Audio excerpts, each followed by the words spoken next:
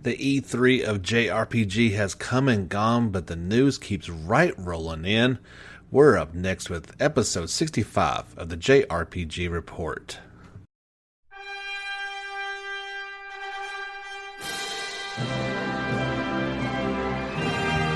Oh my goodness, just when you thought we'd have a slow week after the avalanche of information we got at E3 2019, it was all indications towards a slow news week, but that week is not this week. Maybe next week, I don't know, but we've got quite a few things to talk about this time on episode 65 of the JRPG Report. My name is James Fisher. We've got stories of Tales of Arise, some Kingdom Hearts 3, DLC news. We got Final Fantasy VII Remake. We've got some Persona 5 Royal. Just more than a few things to talk about. So let's get right into it. And we definitely thought we would find out some more information at the Tales of Festival 2019 about Tales of Arise. If you'd have told me beforehand, where are you going to learn about a new Tales game at? Is it going to be at the Tales of Festival? Or is it going to be at the Microsoft E3 news conference? I would have bet you more than a fair share it was at the Tales of Festival, and I would be a very poor man today. However, so we did learn quite a bit, actually, about this very exciting title. And first and foremost, we learned the new characters' names. The gentleman in the trailer from the planet Donna, his name is Alphen, not to be confused with Alvin from Exilia, but he is the young man who wears the Iron Mask, and he has lost both pain and memory.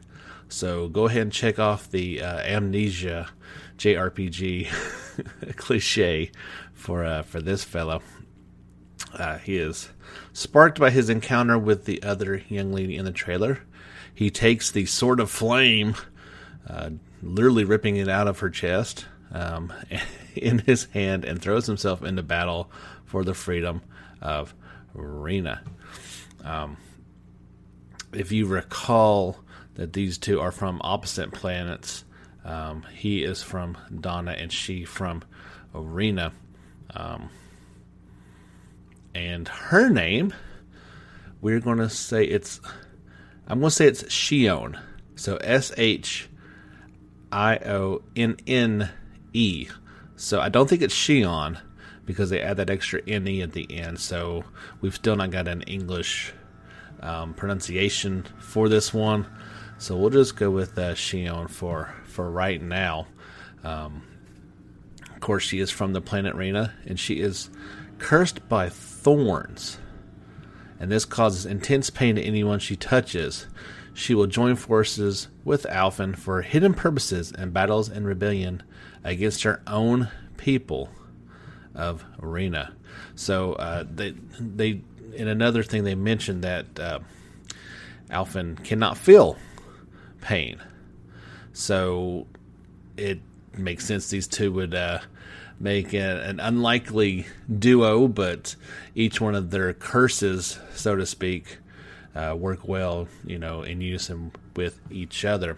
We've got some new artwork for each character, a couple new screenshots.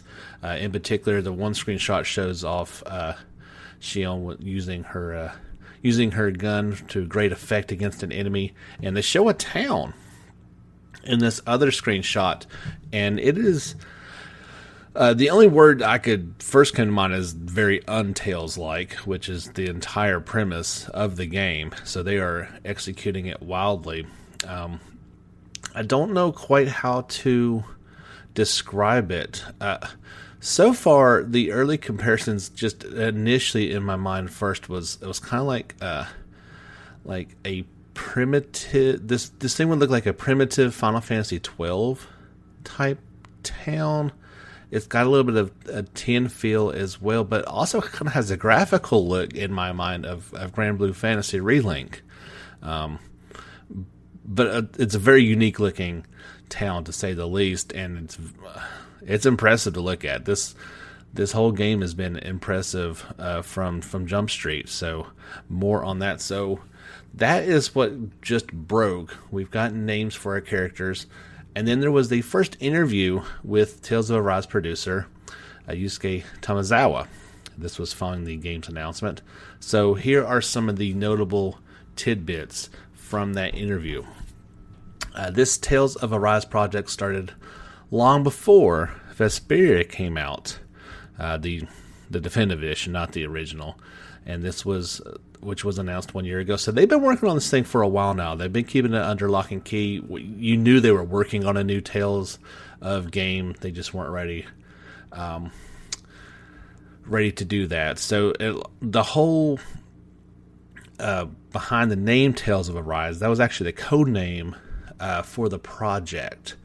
And as they got further and further into development, they really want to rethink what the Tales of series is and what it should be. And so the code name kind of became their calling card. And the further along they got, the further they realized, well, this game just needs to be called Tales of Arise. For longtime Tales fans, it does buck the trend of, you could always do TO and then the name of the game. So Tales of Vesperia would be TOV. Well, it does buck the trend because there is already a TOA, Tales of the Abyss. So, but they said, they're reinventing the franchise. So, and I believe the exact quote was something to the effect of, if we end up making 26 Tales games, we're not going to have 26 different letters. To eventually we're going to have to use, a letter twice. So that is just what has happened. Their goal was succession and evolution while also confronting the traditions of the series. They said they analyzed the main appeals of the Tales of series. There were many parts that needed to evolve for the future. In order to maintain and expand the brand from here on out, they also need to attract young players. And I think that is what Namco has been stressing maybe more from the beginning of this project, that you've got to bring in new blood. And the only way to do that is to reinvent this series, so to speak. He said, that being said, we are challenging ourselves to present something that dares to step back from the traditional conventions of the series in order to attract more players. He even said there will probably be some fans who only watch the trailer and feel a sense of uneasiness. And we had discussions regarding fundamental appeal of the Tales of series and what points to carry over. And they have made their decisions from those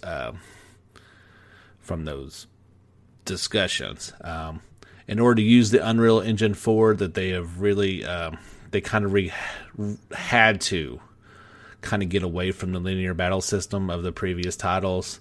That I guess it just couldn't really incorporate it. That's really all there is to do it. That in order to realize rich lighting and atmosphere accompanied with unique watercolor-like graphics and approachable character models, they based it on Unreal Engine 4 while developing their own completely original shaders and the like. The theme is to hopefully offer a highly immersive experience. They want to make players feel as if this character lives in this world. And with the history between the two planets in this game, I think that they're really going to try to go for that. They have confirmed that this is not an open world game. It is still going to have the kind of traditional Tales of exploration going on, but that it's not open world. It's not a Western RPG. It does appear that battles are just going to take place as you see them. They're going to flow right into it. There's not going to be a separate battle screen. There's a lot to like about this, but just keep in mind that they're definitely changing this. That development is being handled entirely by Bandai Namco Studios. They've got staff that have worked from Berseria all the way back to Fantasia, so they definitely got a rich and varied cast of characters working on this one. So hopefully they'll be able to keep those traditions alive. I think we're still going to have the skits. They definitely mentioned those. We definitely have also confirmed that there will be there will be a large party. From the trailer, it would imply that there's just the two characters, and my first fear basically was another Zestiria situation, but there is a party, they say, comparable to previous Tales of titles. It's just what we saw in the game was obviously very early, and not unlike in some of the Tales where you start off with a small party and gradually builds. They're just not ready to show off and announce anybody else just yet. The music composer is still a secret. It will be introduced at a later time. They will have a theme song, as they have for many moons now. Just a little bit of backstory. On the planet which the protagonist lives is Donna. The planet that floats in the sky above it is Rena. Donna is a naturally rich planet, but is equivalent to the Middle Ages from a cultural standpoint. Rena, on the other hand, is developed in science and magical arts and invaded Donna 300 years before the events of this game. With its overwhelming difference in power, Rena defeated and enslaved the people of Donna. This has continued for 300 years, and that's where the story begins. The protagonist is from Donna. How to overturn his people's state of oppression is one direction that the story takes. The armor and helmet are equipped due to his physical features. It should be noted that he has more than just one armor outfit, and will change to various costumes according to the situation. The heroine is from Rena, and she's a, quote, confident and attractive woman. With the power relationship between Donna and Rena, she and the protagonist are not very good friends from the start. The relationship begins in a setting where the people of Rena discriminate against the people of Donna, and eventually leads to great drama. They say battles are Tales-esque action battles against enemies and encounters. The theme here is to give new users the feeling of an exhilarating battle. We're going to have battles with more intuitive and speedier action that makes you think this just seems fun just by looking at it, he says. In battle, you can unleash various actions according to the situation. There are also elements that raise skill level through long time use. They are upping the intimidation of enemy designs, so while there may be some cutesy type characters from time to time, there's definitely going to be also some intimidating ones. They look to want to make the player feel challenged.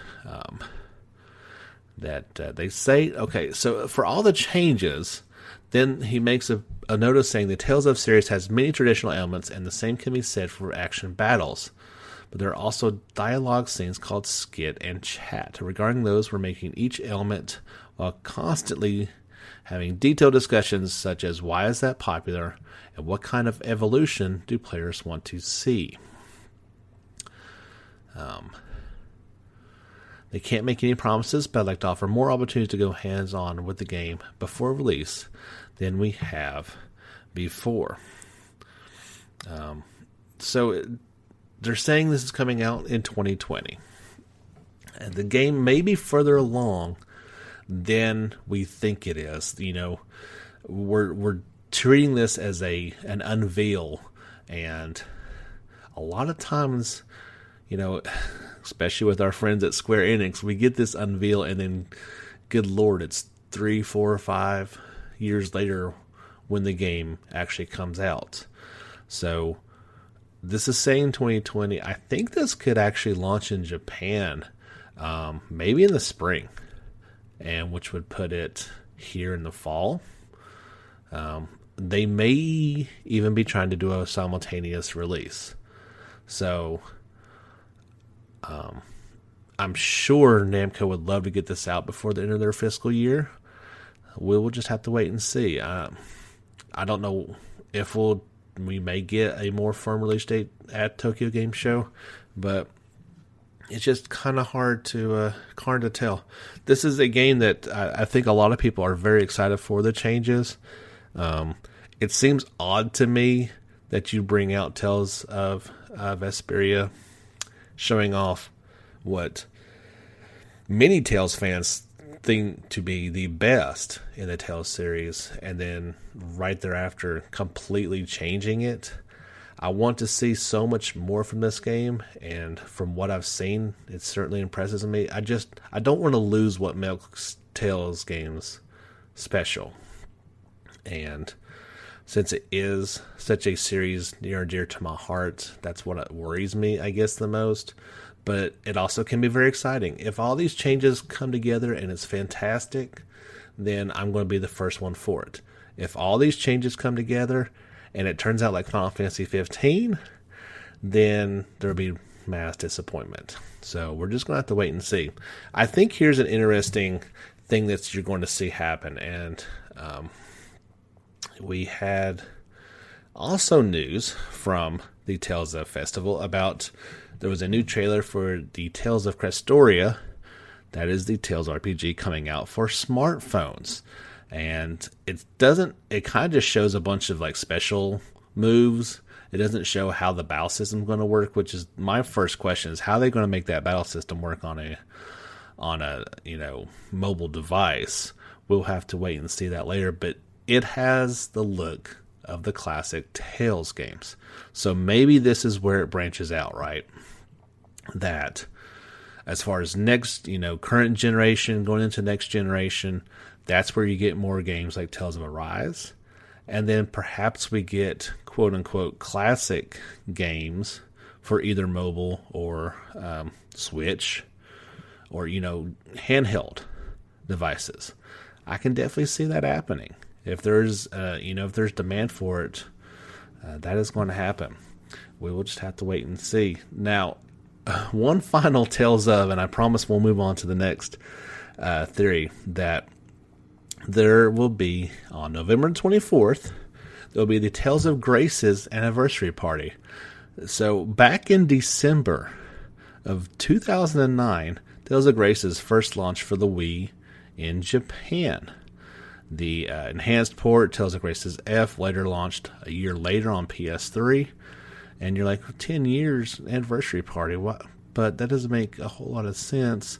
Well, that's because in North America, we didn't get it until March of 2012. Now, Tales of Graces is one of my, it's in my top 5. I really enjoyed this title quite a bit. I'll go ahead and call it right now. At this 10th anniversary party, we will either get word of, or maybe they're already in development of it, we're going to get our HD remaster of this game. Why did we get... One of the reasons why we got Tales of Vesperia was its 10th anniversary. So I think this is next. It would not surprise me whatsoever that if you choose to attend this Tales of Grace's 10th anniversary party, you will be gifted with the knowledge of here comes the HD remaster, which I would be very excited about. Okay, on to more stories, not Tales of, but first let's just take a quick breather and have a quick word from our sponsor. We got a few more tidbits of information about Persona 5 Royal via the Morgana's Report number 2. Atlas released this video just the other day, and we learned that Kasumi's Arcana will be called Faith. She'll be represented by the tarot card La Foy. There is a gallery to feature to rewatch movies and cutscenes. They'll be announcing more information about that very soon. There are new elements in the game surrounding Agechi Goro. Morgana shared a screenshot of Haru in her everyday clothes. There are now new strong enemies called Koyuma. I believe that's how you say it. They will appear in the palaces, and they are extremely strong. However, should you defeat them, you might get rare items. There are now items called Ishi scattered throughout palaces. You collect them all, they will turn into an accessory that will let you use a powerful skill. Wire actions have been added to the palace. With the wire, you can jump from one distant ledge to another, or even to use them to latch onto faraway enemies and zoom in and start the battle with an upper hand. New elements have been added to battle. The range of customization for the guns carried by Phantom Thieves has increased. You can increase the accuracy rate of your favorite gun and even attach effects that inflict the enemy with status ailments. Also, those bullets will replenish after each battle. There will be a Morgana's Report number 3 to be released later in July. So some cool new tidbits of information. I believe the trickle of information leading up to the Halloween release of this one in Japan in 2020 in the West. We'll probably get something, maybe not every month, but there'll be more and more information as we get closer and closer to Persona 5 Royal coming out. Speaking of Persona 5, Catherine Full Body will have downloadable content called Persona 5 Character Joker and Phantom Thieves Commentary set, and this will be available in the West, Alice announced. Add-on includes Joker from Persona 5 as a playable character in the Babel and Colosseum modes, as well as special commentary from the Phantom Thieves using full voiceovers from their Persona 5 main English voice cast. The set will be included with the Catherine Full Body Digital Deluxe Edition, as well as being available for standalone purchase after the game's release. So some cool crossover content available for you Catherine and Persona 5 lovers.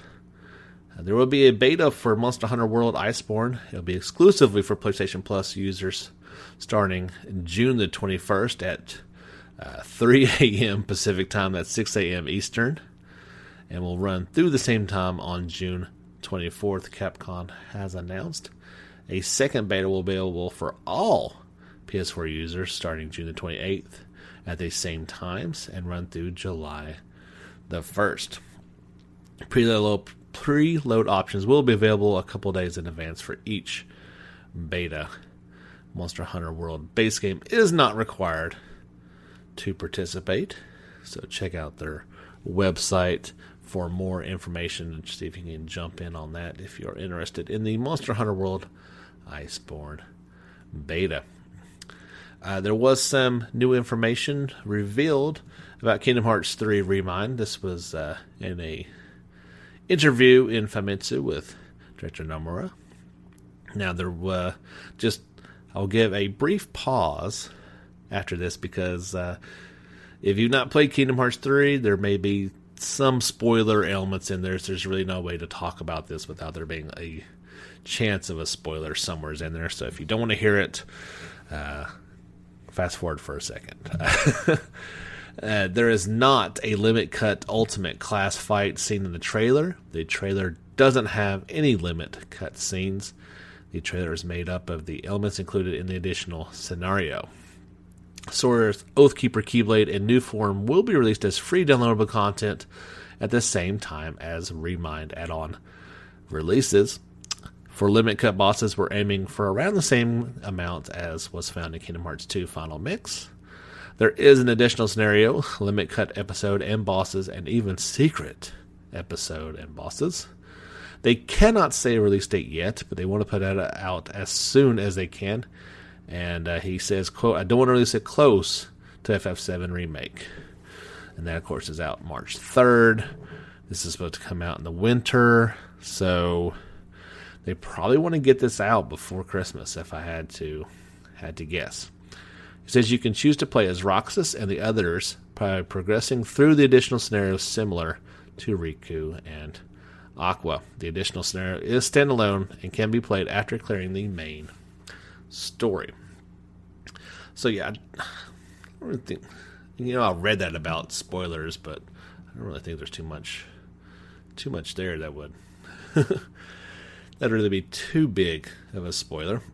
Now, this next story is very encouraging because we talked about Trails of Cold Steel 3 coming out in September, but there was a trailer for it, and that was about it. So some awesome person named Pascal actually got to play Trails of Cold Steel 3, kind of in a corner somewheres, maybe a dark corner of E3.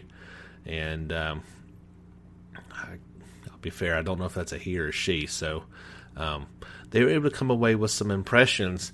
There has been some improvements, and I guess if you've seen the Japanese version of the game, you already know about this, but I've been trying to not do that myself. So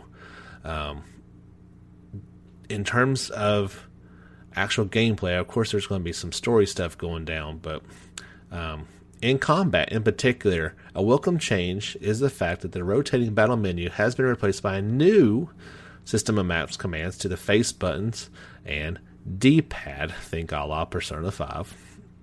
This will give instant access to 8 possible commands for each character. So basically you take the 8 things off of the wheel from 2. Maybe you add your S-Craft to it, or your link attacks, those type of things. Will have all the same function as before. Characters can now equip 2 Master Quartzes, meaning even more potential bonuses than before. There are now Brave Orders. They can be issued to the whole squad to generate particularly positive effects. And the new break system helps bring down larger enemies by increasing the damage that he takes. Although Reen was the only one that appeared during the demo, other characters will pop in from time to time with this new Class 7. And that's about it. But I did think that was interesting that they done away with that and made it a little bit quicker. That was one thing. Sometimes you could lose yourself in that wheel and have to kind of spin it all the way back around in order to get where you were wanting to get to. It could be annoying at times. So I had a funny Trails of Cold Steel 2 story to convey to you guys. I was playing along the other night, and you still have your missions to go on as you're progressing through this game. And one of them was to, in typical fashion, eliminate the giant monster out in the countryside. So we go up to it. It is one of the large ape characters that you saw kind of in Lunera Nature Park from Part 1. It would pop up from time to time. But this was like, it's King Kong, brethren, big guy. And at this point in the story, your HP's around 10,000. His HP's around 120,000, give or take. So I go up to him, and usually the best strategy with these big bosses is you want to what's called spam your S-crafts. So you have them as strong as possible. You hit all 4 back to back. You definitely hit your break and try to do as much damage as possible. You always want to use Reen's, arc slash to try to delay his attacks if possible. So I go run into it and hit him with everything I got, right? And trying to hit him. I've got Sharon in my party now. She can do some delay attacks. Laura has one that can do delay attacks, but nothing is working, right? Just because it has a chance to delay their attack does not mean it's going to happen. So I hit it pretty hard, and let's say I got him down to 20,000 HP, right? So pretty close. And Giant Abe just says, haha, that's nice, and he has a particularly annoying feature that he can kind of pump himself up and regenerate about 15,000 HP, attack up, defense up, and speed up. So he does this, and then gets to attack again. And basically went from him almost dying to wiping out my party in a matter of seconds. And of course you can retry, and so I did, and I might have got 10,000 off of him before he did his little thing, and got back to full health and ended up using an item to retreat because obviously something was not working. The game is, I love this game, but it is it can definitely wipe you out in a matter of seconds if you're not careful. I decided to go ahead and go on to the next little area and try to level up a little bit. And even in that one, I got to the end and knew the boss fight was upcoming, so I went back because I could fight, you get to a point, you look at your experience, you're like, yeah, I can fight like 1 or 2 more fights and I can level up to the next level, and that can't, that doesn't hurt you any. So did that and was facing like 3 just normal reindeer type, ice ranger type characters, and the game definitely does not want you to let the enemies attack. So just in a normal, everyday fight, I let them attack. All 3 of them attacked, and back to back to back, right? And 2 of my characters were dead, and the other 2 were at critical health. Just from a normal enemy's normal attacks, they can change things very quickly.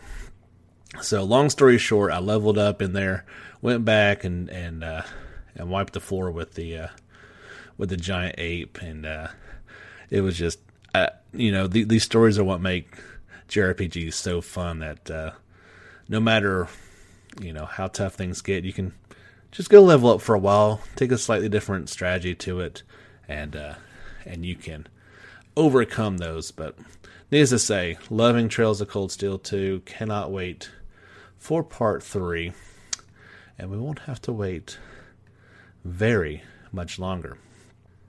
Gotta talk about Final Fantasy VII Remake, of course. This every week we talk about it seems more and more. There were 2 bits of information that came out post E3, and this one was an interview with producer Yoshiniro Kasai, and I don't want to read the entire interview, but one thing he said that was very interesting to me, he says a lot changed since the release of the original. Back then we didn't have voice acting, performance, and motion capture, up-close cameras outside of cutscenes. With the remake, there is a greater emphasis on character storytelling through the use of these techniques as well as other tech. This allows us to make characters more expressive than ever, enhancing the levels of immersion and enjoyment through their performance. Of course, they can use voice acting for the first time. For gameplay, they aim to create a new take on classic concepts with the accessible evolution of the ATB system, giving you greater action with tactical control. He says, yes, finally we have materia. You can use it to tailor your playstyle and ability. So I thought that was pretty interesting. That was a much longer interview than that, but it kind of doesn't tell us anything that we didn't know. But what we didn't know got talked about in the latest issue of Wiki Famitsu with remake director Tetsuro Nomura. And one thing you noticed, the one scene where Aerith grabs Cloud and that black mist surrounds them. And you kind of see that, and then you forget about it because there's so much going on in the trailer. Obviously, you don't remember Black Mist from Final Fantasy VII. Well, that's new, and in fact, it is. That is called the Watchmen of Fate, aka the Black Mist in the trailer. These are mysterious beings that appear before the party wherever they go. I hope that even those who have played the original game will enjoy the new elements. So stop the train right there, right? There's new elements in this. Now, we knew they were going to expand on the story, that they were going to tell things we didn't know. This is something that they have made completely new. This is not in the Final Fantasy VII canon fodder story anywhere that we know of. This is new, and so maybe there's other new stuff that we don't know about. Not just expanding the story, but completely new. We'll have to wait and see. I don't mind that per se, as long as it's done well and it's not, dumb. I don't know how else to say that. We'll just have to wait and see. He says there are a bit of dialogue options. We want to make it so dialogue changes depending on your response So the sheer volume of dialogue has increased. One of the main things on everybody's mind, what are they going to cut? What can't we do in 2019 that we could do in 1997? And he says the Honeybee Inn cross-dressing event is still in. We made it more modern. If we if we made the facility like we did in the original game, the physical unease would be staggering. So that was no good. That's his words. I love that. You go back and you look at that entire 30 minutes to an hour of gameplay, and there's no way. You kind of look back and how they even got it in the first place. There was some questionable things, to say the least. He said there are quite a bit of additions to the scenario. While the main story itself hasn't changed, there are a countless number of new events. He says, quote, otherwise we wouldn't have 2 Blu-ray discs worth of content, and he laughs at that point. And hence, like the Watchmen of Fate. Maybe there's some other stuff. And this was an interesting thing he says. He says, Aerith and Tifa are double heroines. One has a Western style, Aerith, and the other has an Eastern style look, Tifa. We will see if that how that carries over. You'd have to assume that these are the only two that have this dual double heroine thing. Well, let's see. He says we wanted Tifa to have abs, so she has an athletic body type. Now, the ethics department at Square Enix also told us that they had to, his words, I'm not saying this, they had to tighten her chest as not to get unnatural during all the intense action. He says from there we got the black and fitted tank top. Okay, that they addressed it. All the fanboys scream at the same time. And traditionalists, that's what they had to do. Okay, and Tifa looks amazing. There's no need to whine about it. The game's gonna be awesome. I'm definitely going to be using her in combat. She looks like she's going to be a blast to fight people with. So he says, with an emphasis on immersion and exhilaration, you can fight without stress through the use of shortcuts. When you open the command menu, time slows, and you can fight like a command battle. Each playable character has different enemy affinities. An item is required for MP recovery, so that means, I guess, it will not just recover slowly over time. For the sake of level design, we're preparing a few new enemies where necessary. That's interesting as well. We'll see if they are. That would be kind of cool if they did add some classic or new classic enemies to the mix. We'll just have to see how that kind of works out. But yeah, a lot of information keeps trickling in about Final Fantasy VII Remake, and I'm guessing that it will continue to do that. I did ask the Facebook page the other day what game not called Final Fantasy VII Remake are you most looking forward to that was at E3 this year, and it was split evenly. Half the people were looking forward to most was Tales of the Arise. The other half, it was Final Fantasy VIII Remaster, I guess they're going to call that. So interesting stuff indeed. A few games didn't make it to E3 this year, and one of those was Project Sakura Wars, or Sakura Wars, however you pronounce it. They are going to have an official broadcast on June the 26th at 2000 to 2130 Japan Central Time hours. That'll be on YouTube and Periscope. The live stream will feature various information related to Project Sakura Wars and the Sakura Wars series, including many new details in the first live gameplay of Project Sakura Wars. This game is supposed to come out for PS4 in winter this winter in Japan and spring 2020 in North America and Europe. So I guess they just weren't quite ready for a reveal at E3, or perhaps smartly did not want the title to get completely lost in all this shuffle of E3, and therefore they're going to have their own little live stream, and that's June 26th at 8 o'clock?